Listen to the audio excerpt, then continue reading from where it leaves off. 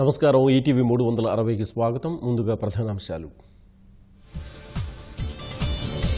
రాష్ట్రానికి సాయంపై జైట్లీ పాతపాట, స్పష్టమైన హామీ ఇవ్వని కేంద్ర ఆర్థిక మంత్రి.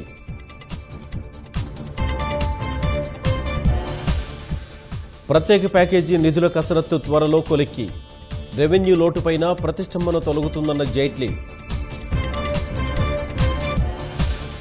ప్రతి హామీకి కాలపరిమితి కావాలన్న సీఎం రమేష్, అన్ని అంశాలు బడ్జెట్లో చేర్చాలన్న టీజీ వెంకటేష్.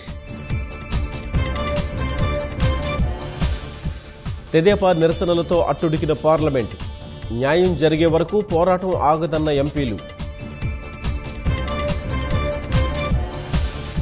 ఆంధ్ర డిమాండ్లకు ఇతర పార్టీల మద్దతు, న్యాయం చేయాల్సిందేనని స్పష్టీకరణ.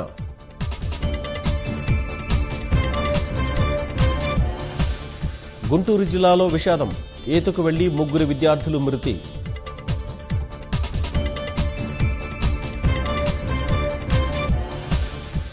జోర్డన్ రాజు అబ్దుల్లాతో మోదీ భేటీ, భద్రత, వాణిజ్య రంగాల్లో సహకారంపై చర్చలు.